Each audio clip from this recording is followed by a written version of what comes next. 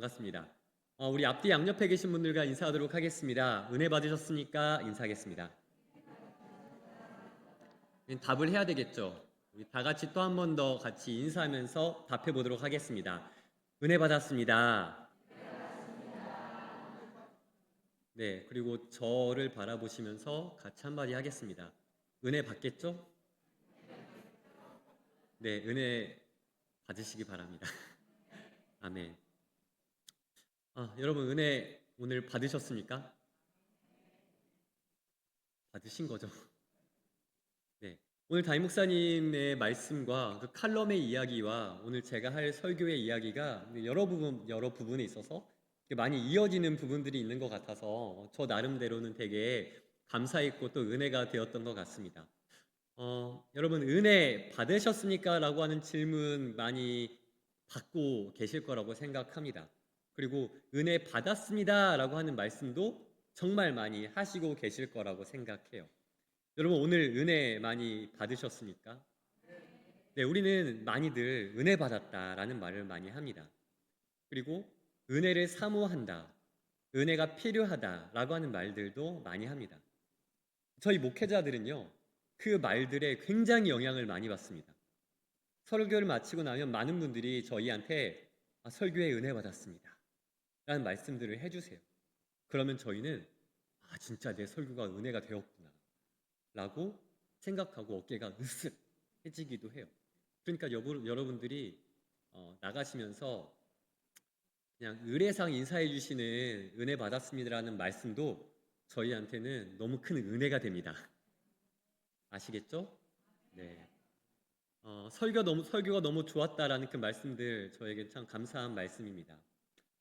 저는 개인적으로요, 단 한 번도 설교에 만족한 적이 없었어요. 물론 저도 이제 이 강단에 오른 지 뭐 어쨌든 2007년도부터 올랐으니까 거의 20년가량 이렇게 계속 강단에 올라서 강대상에서 설교를 해왔지만 정말 단 한 번도 제 설교에 만족해 본 일이 없었습니다. 그래서 늘 설교를 마치고 나면 항상 정말 항상 하나님께 죄송하고 또 앉아 계신 성도님들께 제 안에서 너무 죄송했어요. 저의 부족함을 늘 알기 때문이었습니다. 그런데도 늘 은혜 받았다.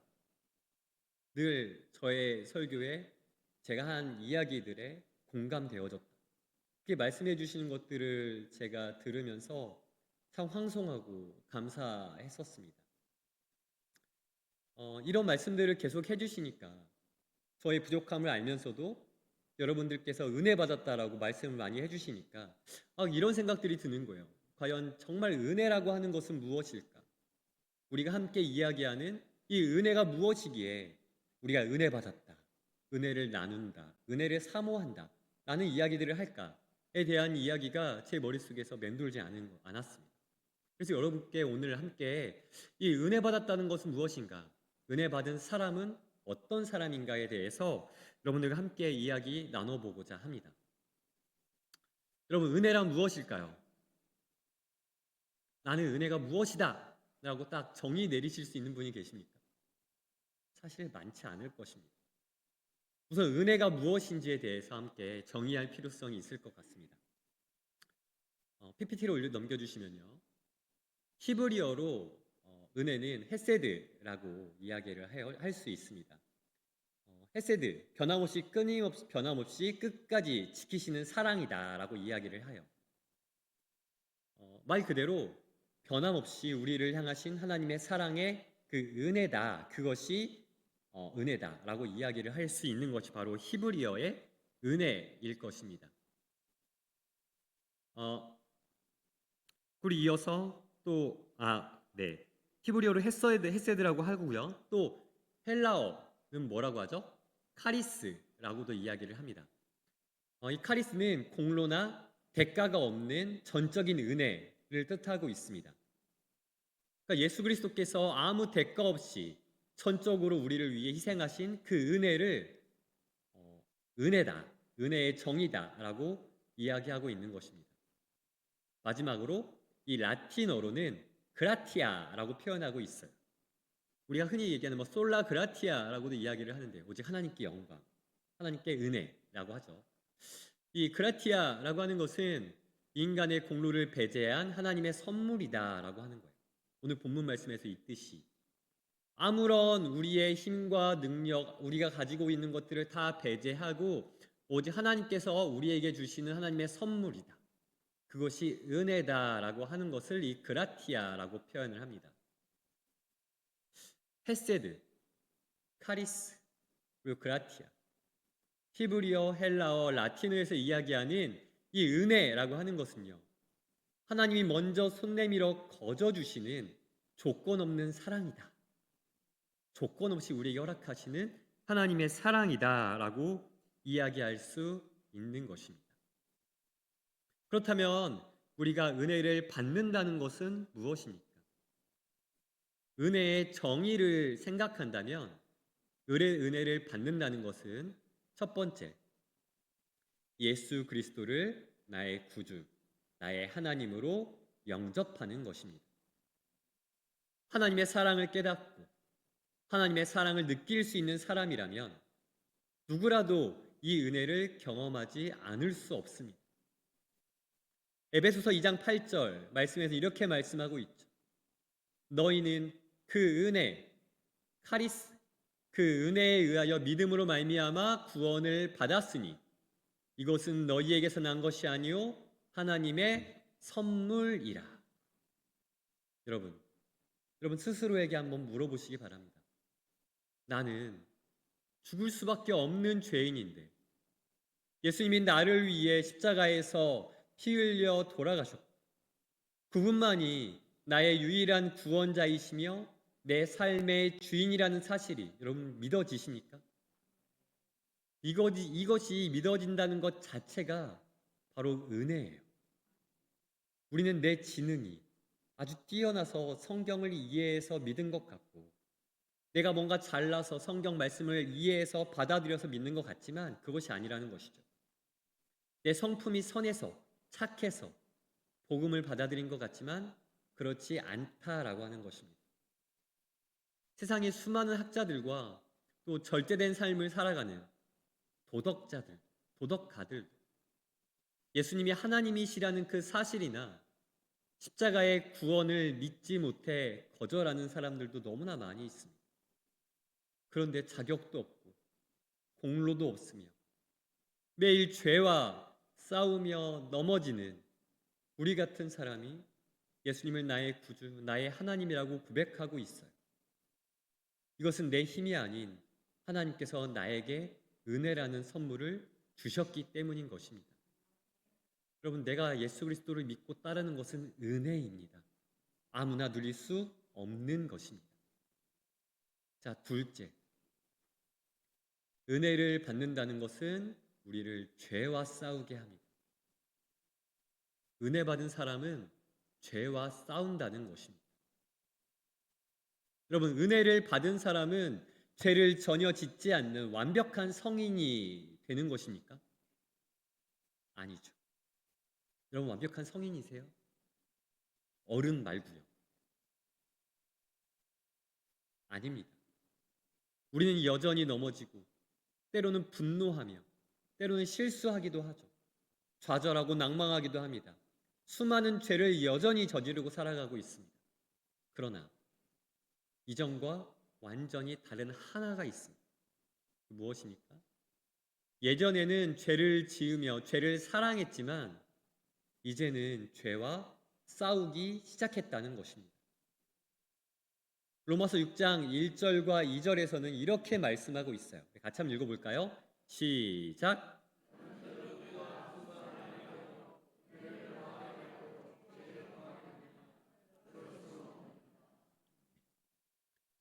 은혜를 더하게 하려고 죄에 거하겠느냐? 그럴 수 없느니라. 더 이상 죄에 거할 수 없다라는 것입니다. 예수 그리스도의 그 십자가가 얼마나 비싼 대가를 치렀는지 아는 사람은요, 마음대로 죄를 지을 수 없습니다. 나를 위해 죽으신 그 주님의 마음을 아프게 하는 것이 괴롭기 때문이에요. 은혜를 받은 사람에게는 은혜를 받은 사람들은 이 우리가 죄를 지음으로 내 안에 괴로움을 느끼게 되어집니다.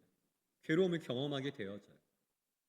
죄가 나를 괴롭게 하고 죄가 나를 불편하게 한다는 그 사실을 내 안에서 깨닫게 되어집니다. 왜요? 예수 그리스도의 십자가가 나를 끌어안고 있기 때문입니다. 그 은혜가 여러분 나를 불편하게도 하지만요. 그 은혜가 나를 감사하게도 만들죠. 그 은혜가 나를 감격하게 하기도 하지만 한편으로 나를 불편하게 하기도 합니다. 나와 가까울 수밖에 없는 수많은 죄들을 떨어뜨려야 하기 때문이에요. 수많은 죄들을 내가 떨어뜨리려 한다면 그 순간순간 삶의 모든 상황 속에서 내게 주어지는 모든 삶에 있는 그 모든 부분들에서 죄와 멀어지게 되는 것이 나한테 무조건적으로 은혜가 된다는 것은 아니에요. 왜냐하면 많은 일들이 죄를 통해서 내가 쾌락을 느끼고 죄를 통해서 내가 재미를 느끼고 있고 죄를 통해서 내가 행복을 느끼고 있는 일들이 많이 있기 때문입니다. 그래서 그 죄를 멀리함으로 통해서 내 안에 불편함을 느끼게 되는 경우도 굉장히 많을 거예요. 그래서 나와 가까울 수밖에 없는 그 수많은 죄들을 떨어뜨려야 한다면 가끔은 내 안에 불편함이 생기기도 한다라는 이야기를 여러분들께 드리는 것입니다. 그럼에도 불구하고 여러분, 우리가 은혜를 받은 사람은요, 그 불편함을 감수해 내야 합니다. 여러분, 은혜를 받는다는 것은 죄와 멀어지는 것입니다. 내가 불편해지더라도, 내가 그 행복을 포기하더라도, 내가 그 쾌락을 버린다 하더라도 은혜를 사랑하고 은혜를 사모하는 그 걸음걸음을 걸어갈 수 있는 우리 모두가 될 수 있기를 간절히 소망합니다. 네, 세 번째로 은혜를 받는다는 것은 내 삶이 온전히 변화되어지는 것입니다. 야고보서 2장 10절, 17절 말씀에서는 우리에게 엄중하게 경고하고 있습니다. 우리 같이 한 목소리를 읽어볼까요? 시작.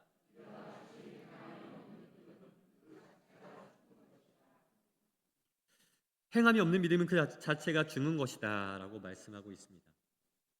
은혜는 어떤 관념이나 사상이 아니에요. 생각이 아니라는 겁니다. 아, 그렇구나 해서 멈추면 안 된다라고 하는 것을 말씀드리는 것입니다. 은혜는 실제적인 능력입니다. 하나님의 은혜가 한 사람의 심장 속에 들어가면 그 사람은 이전과 똑같은 모습으로 살아갈 수 없습니다. 반드시 그 삶의 궤도가 수정되고 우리의 가치관이 뒤집히며 인격과 삶이 변화되기 시작합니다. 우리 일상 속에서의 그 예화를 하나 들어볼까요? 한 가정에 남편이 있었습니다. 평소에 퇴근하면 손 하나 꼼짝하지 않고 TV만 보고 아내가 집안일로 힘들어해도 무관심하던 무뚝뚝한 그런 남편이 있었습니다. 저는 그러지 않습니다. 여러분들 중에 있으신 분들도 계시겠죠. 찔리시는 우리 집사님들, 장로님들은 안 계실 것 같고 집사님들 중에 찔리시는 분들은 오늘 이 말씀 잘 들어보세요. 은혜 받으시기 바랍니다. 어느 날 이 남편이 아내의 옛날 일기장을 우연히 보게 되었습니다. 그 안에는 자신도 몰랐던 아내의 옛날 일기장 안에 아내의 깊은 외로움, 자기를 위해서 말없이 흘린 눈물, 몸이 부서져라 가정에 희생하며 헌신했던 그 아내의 온 진심이 그 일기장 안에 적혀 있었습니다. 남편은 가슴이 찢어지는 듯한 감동을 받았습니다. 자, 이 남편이 이제 아내의 사랑을 깨달았어요. 그리고 아내를 생각하면서 집에 들어왔습니다. 아내를 보면서 감동의 눈물을 흘렸어요. 여보, 당신 마음을 이제야 내가 알게 되었어. 너무 고마워. 그런데 남편이요, 눈물을 닦자마자 다시 소파에 누워서 여보 물 좀 가져와. 아 리모컨 어디 있어? 하고 이전과 똑같이 행동한다면 그럼 그 남편이 흘린 눈물과 깨달음은 진짜일까요? 가짜일까요? 가짜인가요? 가짜죠. 아내의 희생과 사랑이라는 그 사랑의 은혜를 진짜로 깨달은 남편이라면 소파에 앉아 있으면 안 되죠. 누우면 안 되죠. 뭐라도 도와줘야죠. 아내의 손에서 고무장갑을 빼앗아 껴야 하는 것이 은혜 받은 사람입니다. 여보 그동안 미안했어. 이제 내가 조금이라도 도와줄게. 라고 행동하며 바뀔 줄 아는 것이 진짜 은혜를 받은 사람일 것입니다. 여러분 하나님의 은혜도 마찬가지입니다. 하나님의 은혜도 동일한 것이 하나님이 나를 위해 하나뿐인 아들 예수 그리스도를 우리 땅 가운데 보내주셨습니다. 십자가에서 몸을 찢고 피 흘려 나를 구원하셨어요. 이 어마어마한 은혜를 진짜 받은 사람이 어떻게 이전처럼 남을 미워하고 돈만 추구하며 내 마음대로 죄를 지으며 거짓말을 하고 이기적인 삶을 살아갈 수 있겠습니까? 작가 중에 헨리 나우엔이라고 하는 작가가 있습니다. 헨리 나우엔이 탕자의 귀향이라고 하는 책에서 이렇게 이야기를 해요. 아버지의 무조건적인 사랑과 은혜를 경험한 사람은 더 이상 집을 나가 방황하던 옛 모습에 머물 수 없다. 은혜를 받은 자의 최종 목적지는 아버지의 사랑을 닮아 또 다른 사람을 사랑으로 품어주는 삶의 변화로 나아가는 것이다 라고 이야기를 했다고 합니다. 여러분 진짜 은혜를 받은 성도는 삶이 변합니다. 은혜 받았다라고 말만 하는 것이 은혜를 받은 것이 아니다라고 하는 거예요. 삶이 변화되어졌다면 그 말씀을 듣고 우리가 이해하고 한 것에서 넘어서서 우리의 삶이 변화되어지는 역사가 일어났을 때에야 내가 은혜 받았다라고 이야기할 수 있다라고 하는 것입니다. 비판과 불평의 입술이 감사와 격려의 말로 바뀌어야 합니다. 나만을 위해 쓰던 물질과 시간을 하나님 나라와 힘든 이웃을 위해 떼어놓기 시작할 수 있어야 합니다. 절대로 용서할 수 없었던 그런 사람을 향해서 십자가의 은혜를 기억하며 먼저 손을 내밀 수 있어야 할 것입니다. 물론 은혜 받은 사람이 하룻밤 사이에 완벽한 성인이 된다는 뜻은 아니에요. 하지만 분명한 것은 은혜를 받은 사람은 삶의 방향이 바뀌고 날마다 조금씩 예수님을 닮아가는 거룩한 변화의 몸부림을 시작한다라고 하는 것입니다. 여러분 은혜 받으셨습니까? 나의 삶이 변화였는지 변하려고 노력하고 있는지를 돌아보시기 바랍니다. 은혜는 곧 변화입니다. 순서가 좀 바뀌었을 수도 있는데요. 그렇다면 여러분, 우리는 어떻게 은혜를 받을 수 있습니까? 은혜를 무엇으로 받을 수 있느냐라고 하는 질문에 저는 은혜의 수단이라고 하는 책을 찾아봤습니다. 폴 워셔라고 하는 목사가 지은 책인데요. 은혜의 수단을 소개하고 있어요. 근데 은혜의 수단이 네 가지가 있다라고 소개를 합니다. 그 첫 번째는 너무나 당연하게도 하나님의 말씀이에요. 하나님의 말씀을 읽고 묵상하고 공부하면서 은혜를 받을 수 있다고 말씀합니다. 그러니까 설교를 들으며 느끼는 그 감동도 있겠지만 그 감동과 함께 우리의 삶에 적용하며 하나님이 주시는 은혜를 누리라고 이야기하고 있는 것입니다. 오늘 담임 목사님께서 칼럼에 그런 말씀하셨어요. 두 가지 해야 하는 게 좋다라고 말씀하셨는데 그럼 기억하십니까? 하나 뭐였는지 기억하시나요? 성경 공부. 두 번째는 제자 훈련이었어요. 하시기 바랍니다. 아멘 안 하실 줄 알았어요. 네. 자, 두 번째 기도예요. 기도는 하나님과 내가 개인적으로 소통하는 것이죠. 나의 고백을 하나님의 뜻대로 올려드리고 하나님께서는 그 응답을 내 안에서 경험케 하여 주시니 그것을 통해서 우리가 은혜를 경험하게 된다라고 하는 것입니다. 자, 그리고 세 번째는 회개와 죄 고백이에요. 나의 연약함, 나의 부족함을 하나님께 고백함으로 겸손히 하나님 앞에 나아갈 때 하나님께서는 은혜로 우리를 채워 주실 것입니다. 하나님, 제가 이런 죄를 지었습니다.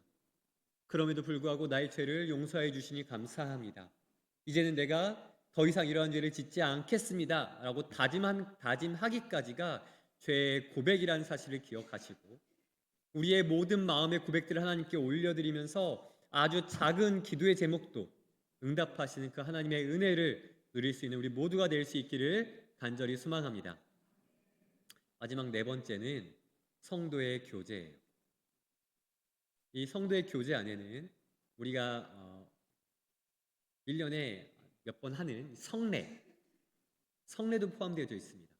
세례를 주고받고 성찬을 하고 그래서 하나님과 교제하고 함께 우리 성도들끼리 함께 하나님의 사랑을 나눌 수 있는 시간, 하나님께로 함께 나아갈 수 있는 동역자로서 서로를 품는 그런 은혜의 시간들을 우리가 함께 가질 때 함께 하는 하나님의 은혜를 경험할 수 있게 되어진다라고 하는 것을 이야기합니다. 그래서 하나님의 말씀과 기도 그리고 죄 고백과 함께 성도의 교제 함께 하나님께 나아갈 수 있는 것이 하나님께서 우리에게 허락하시는 네 가지 은혜다라고 하는 것을 이야기하는 것이죠. 이 네 가지의 은혜의 수단들을 통해서 은혜를 받는다는 것은 너무나 분명하지만 우리는 은혜를 받기보다 은혜를 잊거나 은혜를 저버리는데 더 우리 안에 우리의 삶 가운데 더 적응되어 있다라고 이야기를 많이 해요. 그러니까 우리가 은혜를 받는 삶보다 은혜를 잊어버리는 삶이 더 우리에게 편하다라고도 이야기를 합니다. 그래서 우리에게 필요한 것은 은혜를 사모하고 말씀과 기도 또 회개와 교제를 통해서 끊임없이 하나님 앞에 나아가야 한다라고 가르치고 있습니다. 여러분, 저는 이 의견에 동의합니다. 은혜는 받기보다 누리는 것이 더 어렵습니다. 은혜를 받음으로 은혜를 유지하는 것이 너무나 어렵다고 하는 것을 우리 모두는 잘 알고 있어요. 세상에서 가만히 두지 않기 때문입니다. 교회에서는 은혜 받고 은혜 받은 이들이 함께 모여서 교제하기에 행복하고 감사한 마음 넘쳐나겠지만 우리는 교회에서만 머무르지 않죠. 나갑니다. 세상 밖으로 나가야 해요. 세상에서는 끊임없는 유혹들이 있습니다. 끊임없이 우리를 넘어뜨리려고 하고 잡아뜨리려고 해요. 수많은 죄를 저지르고 하죠. 그렇게 우리는 죄에 노출될 수밖에 없는 삶을 살아가고 있습니다. 그러니 우리는 끊임없이 노력해야 합니다. 싸워야 합니다. 은혜 받기 위해, 은혜 받음을 유지하기 위해, 우리가 받았던 이 은혜를 누리기 위해 노력해야 합니다. 고린도전서 15장 10절에서는 이렇게 말씀하고 있습니다. 우리 한 목소리를 읽어볼까요? 시작.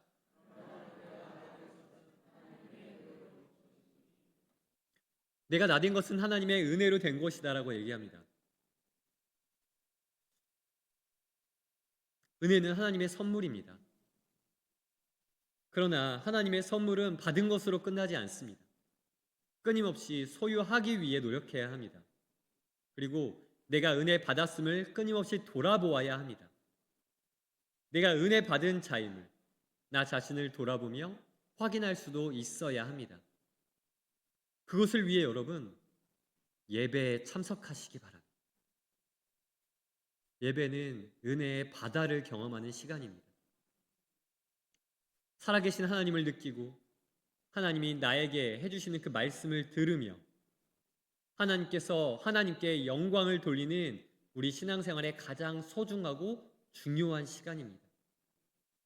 어떤 분들은 예배에 대해서 학교보다 직장보다 어쩌면 동호회보다도 낮은 순위에 놓습니다. 우리 학생들은 어때요?